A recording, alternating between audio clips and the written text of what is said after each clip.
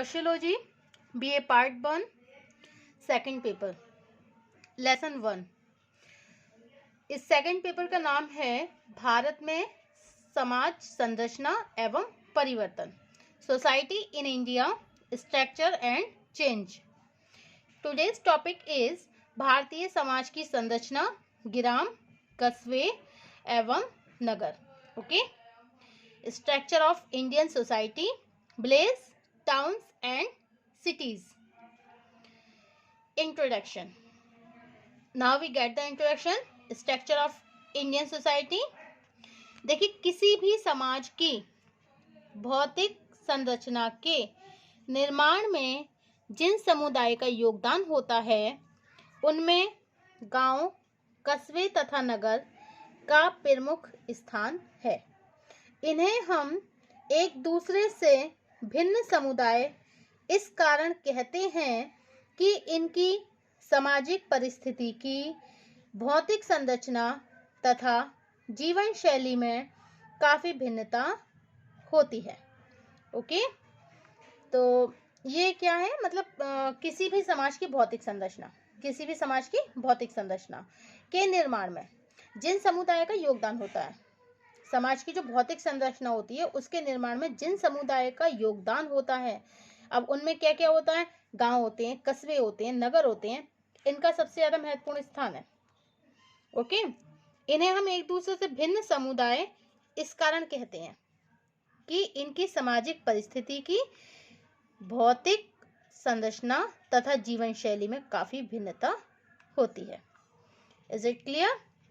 गांव एक ऐसा समुदाय है जिसमें अधिकांश व्यक्ति खेती या खेती से भी संबंधित छोटे छोटे व्यवसायों के द्वारा आजीविका उपार्जित करते हैं। गांव एक ऐसा समुदाय है, तो गांव कैसा समुदाय है? एक ऐसा समुदाय है जिसमें अधिकांश व्यक्ति खेती, देखिए गांव का जो मेन प्रोफेशन है वो क्या है, मुख्य व्यवसाय क्या है वहाँ का? कृषि। और गांव वाले जो कृषि पर ही आधारित रहते हैं, लेकिन कृषि के अलावा भी वो छोटे छोटे कुछ व्यवसाय होते हैं, उनके द्वारा वो अपनी आजीविका उपार्जित करते हैं। Okay, next, concept of village, ग्राम की अवधारणा। ओके, कॉन्सेप्ट ऑफ विलेज, ग्राम की अवधारणा। देखिए, कुछ व्यक्ति यह मानते हैं कि गांव का तात्पर्य किसानों की बस्तियों से है। कुछ व्यक्ति ये मानते हैं, क्या मानते हैं कि गांव का तात्पर्य किससे होता है? किसानों की बस्तियों से। किसानों की बस्ती, गांव, जहाँ किसान लोग रहते हैं, तो किसानों की बस्ती से होता है गांव का तात्पर्य। जबकि अनेक दूसरे विद्वानों के अनुसार किसी भी उस क्षेत्रीय समूह को गांव कहते हैं। जबकि अनेक दूसरे विद्वानों के अनुसार किसी भी उस क्षेत्रीय समूह को गांव कहा जा सकता है जहां थोड़े से व्यक्ति प्राथमिक संबंधों में बंधे हों और खेती के द्वारा आजीविका उपार्जित करते हों। तो अनेक विद्वान क्या कहते हैं? देखिए, कुछ व्यक्ति तो ये मानते हैं कि गांव का तात्पर्य क्या है? केवल किसानों की बस्तियों से, मतलब जहां किसान रहते हैं वही गांव है। Okay, and in the other words some scholars tells about the definition of village. जबकि अनेक दूसरे विद्वानों के अनुसार, जो दूसरे विद्वान हैं, जो दूसरे स्कॉलर हैं, उनके अनुसार किसी भी उस क्षेत्रीय समूह को गांव कहा जा सकता है जहां थोड़े से व्यक्ति प्राथमिक संबंधों में बंधे हों। किसमें बंधे हों? प्राथमिक संबंधों में बने हों और खेती के द्वारा आजीविका उपार्जित करते हों। और किसके द्वारा अपनी आजीविका कमाते हों? वो केवल खेती के द्वारा। They earn there livelihood bye there fields, अपनी खेती के द्वारा ही वो अपनी आजीविका उपार्जित करते हों। Is it clear? अब नेक्स्ट, अकॉर्डिंग टू राइटफील्ड के अनुसार, ए स्कॉलर राइटफील्ड क्या कहते हैं about the definition of the village? Redfield ने कहा है कि a group of house with other building, for example a shop school, etc. in a country area. A blaze is smaller than a town.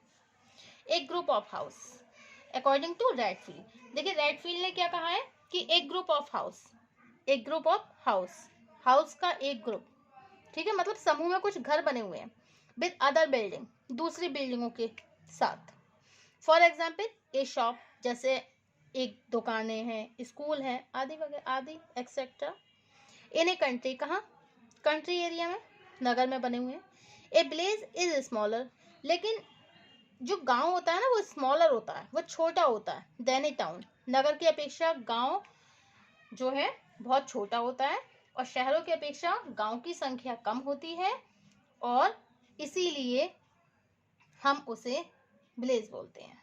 मतलब शहरों में ज़्यादा भीड़ भाड़ होती है, आपने देखा होगा कितना रश होता है शहरों में, लोग गांव से आकर शहरों में बसने लगे हैं, अपना प्रवास करने लगे हैं। क्यों करने लगे हैं? क्योंकि शहरों में वो सारी उन्हें फैसिलिटीज़ प्रोवाइड की जाती है जो उनके गांव में अवेलेबल नहीं है। ओके, अब शहरों में क्या है, देखिए रोजगार है, ठीक है, और किसी भी तरह का वो व्यवसाय कर सकते हैं, जो भी वाहन है वो सब यहाँ पर हैं, यातायात के सभी साधन मिलेंगे, एजुकेशन के क्षेत्र में या फिर वाटर सप्लाई के क्षेत्र में, किसी भी एक्सेट्रा, इलेक्ट्रिसिटी, एजुकेशन, तो किसी भी क्षेत्र में जो नगर होते हैं उनका डेवलपमेंट गांव की अपेक्षा ज़्यादा होता है, इसलिए लोग गांव की अपेक्षा शहरों में ज़्यादा इंपॉर्टेंस देते हैं रहने के लिए। सो ये कॉन्सेप्ट ऑफ विलेज, यही मतलब गांव क्या होता है, जहाँ पे किसान लोग रहते हैं और जिनका व्यवसाय केवल कृषि होता है, और कृषि के द्वारा और भी कोई छोटे मोटे वो कार्य कर लेते हैं जिससे अपनी जीविकोपार्जन करते हैं। Okay, now village definition in other words. Village definition in other words, a place consists of a group of houses together with other buildings such as a church. A place consists of a group of houses together with other buildings such as a church.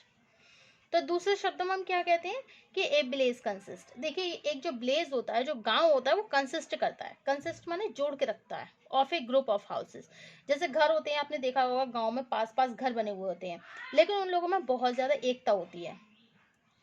वहाँ उन लोगों में क्या होती है, बहुत ज़्यादा भाईचारा देखने के लिए मिलेगा, बहुत ज़्यादा उन लोगों में एकता देखने के लिए मिलती है। तो ये जो गाँव होता है ना, उसमें लोग एक दूसरे से जुड़े हुए होते हैं, घरों के साथ साथ लोग एक दूसरे से जुड़े हुए होते हैं। Together with other building, together साथ साथ, और उनके घर एक दूसरे से, घर भी उनके जुड़े हुए होते हैं। सच एज ए चर्च, जैसे आपने चर्च में देखा होगा। तो ये क्या होता है, a place consist of a group of the house together with other building such as a church. Okay, so it is the definition of the village. Is that clear? Now next, types of village, types of villages. ग्रामों के प्रकार, गांव के प्रकार। गांव के प्रकारों में कौन कौन से आते हैं? देखिए फर्स्ट आपका है, जैसे गांव के प्रकारों में कृषि करने वाले गांव, गैर कृषि वाले ग्राम, उपनगरीय ग्राम और औद्योगिक गांव। ओके, तो फर्स्ट ग्रामों के प्रकार में क्या आता है, जैसे सामाजिक संगठन और सामाजिक संबंधों के दृष्टिकोण से सभी ग्रामीणों की प्रकृति एक दूसरे के बहुत कुछ समान प्रतीत होती है, लेकिन गांव के भौतिक स्वरूप और व्यावसायिक प्रकृति के आधार पर विभिन्न ग्रामों के बीच एक स्पष्ट भिन्नता देखी जा सकती है। कुछ गांव आकार में छोटे होते हैं तो कुछ की जनसंख्या हजारों में होती है। आपने देखा होगा कुछ गांव आकार में बहुत छोटे होते हैं, लेकिन कुछ गांव ऐसे भी होते हैं जहाँ की संख्या, जो जनसंख्या होती है, वहाँ की जो पॉपुलेशन होती है वो बहुत ज़्यादा होती है, हजारों में होती है। कहीं कृषि के द्वारा आजीविका उपार्जित करते हैं, कहीं पर जो किसान लोग होते हैं वो केवल खेती के द्वारा अपना जीविकोपार्जन करते हैं। तो अनेक गांव में क्या होता है, छोटे मोटे कार्य व्यवसाय कर लेते हैं, जैसे दस्तकारी है, कुटीर उद्योगों पर आधारित होते हैं। अच्छा, कुछ क्षेत्रों में अधिक निर्धनता के कारण आवास है, झोपड़ियों, कच्चे मकानों के रूप में होते हैं। तो अनेक क्षेत्रों में आर्थिक विकास के कारण गांव में पक्के घरों की प्राधान्यता होती है। विभिन्न गांवों में मकानों का स्टाइल भी एक दूसरे से बहुत भिन्न पाया जाता है। अच्छा, आप देखेंगे आप अलग अलग गांव में चले जाएंगे, लेकिन जो मकान होंगे वहां के जो मकान का जो स्टाइल होगा वो बिल्कुल अलग होगा। ये नहीं कि एक जैसे होंगे, बल्कि कैसे होंगे, अलग अलग होंगे। फर्स्ट, जैसे वहां का आकार अलग होगा, जनसंख्या अलग होगी, भूभाग के आधार पर अलग होगा, प्रजातीय भिन्नताएं होंगी, भू स्वामित्व का आधार होगा। ठीक है, तो ये क्या होता है, मतलब वहां का जो दृष्टिकोण होगा गांव का, एक गांव से दूसरे गांव का जो दृष्टिकोण होगा वो बिल्कुल भिन्न होगा।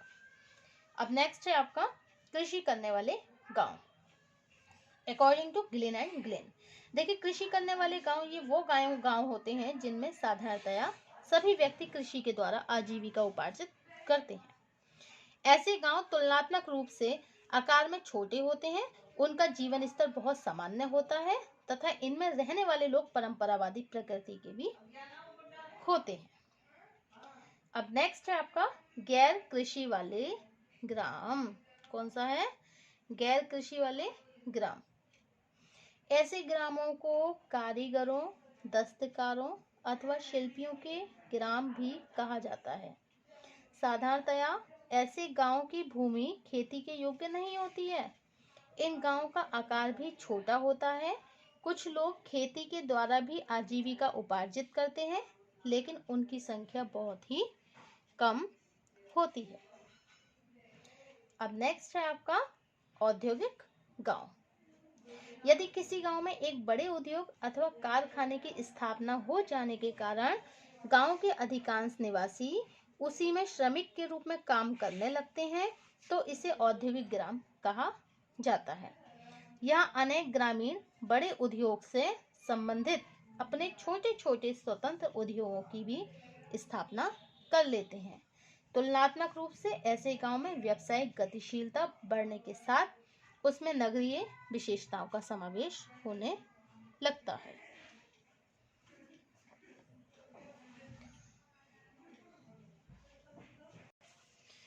अब नेक्स्ट है फोर्थ आपका उपनगरीय ग्राम। नेक्स्ट एंड लास्ट है आपका हेडिंग उपनगरीय ग्राम। देखिए, नगर की जो बाहरी सीमा से लगे हुए जो गांव होते हैं, नगर की आपने देखा होगा, शहरों की जो बाहरी सीमा होती है आउटर में, आप देखेंगे बाहरी सीमा से कुछ गांव लगे हुए होते हैं। तो नगर की बाहरी सीमा से लगे हुए गांव को हम क्या बोलते हैं? उपनगरीय ग्राम। उपनगरीय ग्राम किसे कहते हैं? जो नगर की बाहरी सीमा से लगे हुए होते हैं। इनका समीपवर्ती नगर से घनिष्ठ संबंध होता है और खेती के अलावा बहुत से ग्रामीण नगर के उद्योगों में जाकर काम करते हैं और यहाँ की सामाजिक सांस्कृतिक विशेषताओं में भी ग्रामीण और नगरीय विशेषताओं का मिश्रण देखने को मिलता है। Thank you for watching my video.